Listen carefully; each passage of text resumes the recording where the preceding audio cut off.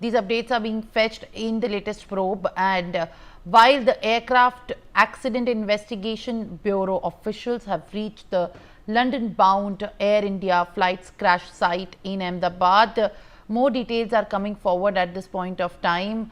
Jatin Rawal joins me to update our viewers about, in fact, the AIB officials reaching at the site for corroborating the evidence of the victims of the airplane crash. Jatin.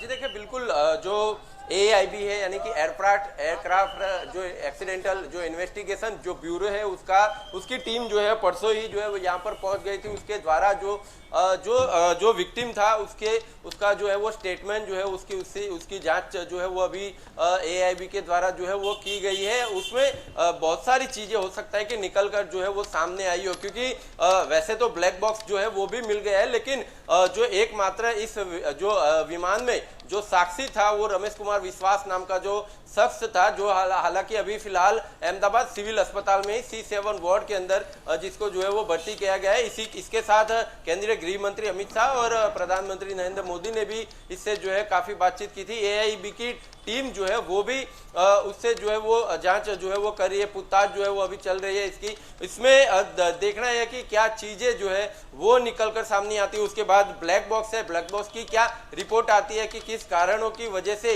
ये दुर्घटना है जो वो हुई है। जी।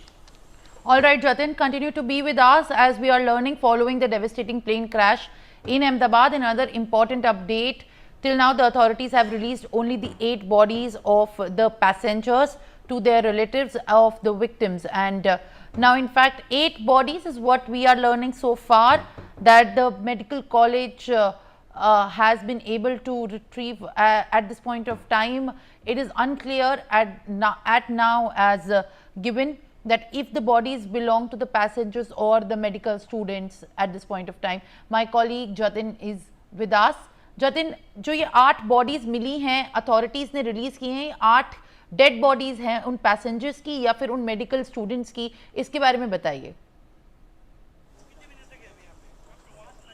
जी देखिए, बिल्कुल आपको बता दूं कि ये जो अभी तक जो 8 मुर्दे हैं जो उनके परिजनों को जो है वो सौंप दिए गए हैं, ये सभी के सभी जो है वो पैसेंजर की डेड बॉडी जो है वो थी।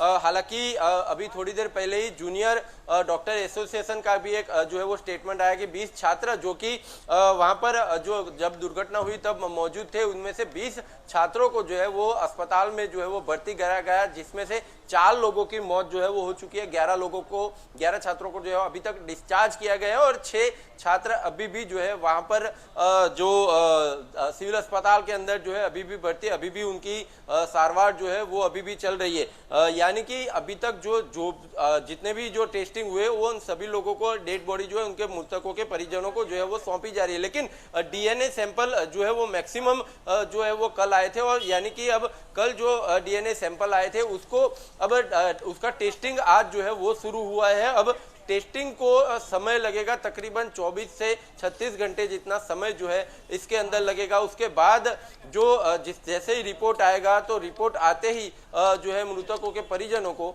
उनके सजन की बॉडी जो है, मृतदेह जो है वो उनको जो है वो सौंपा जाएगा। जी।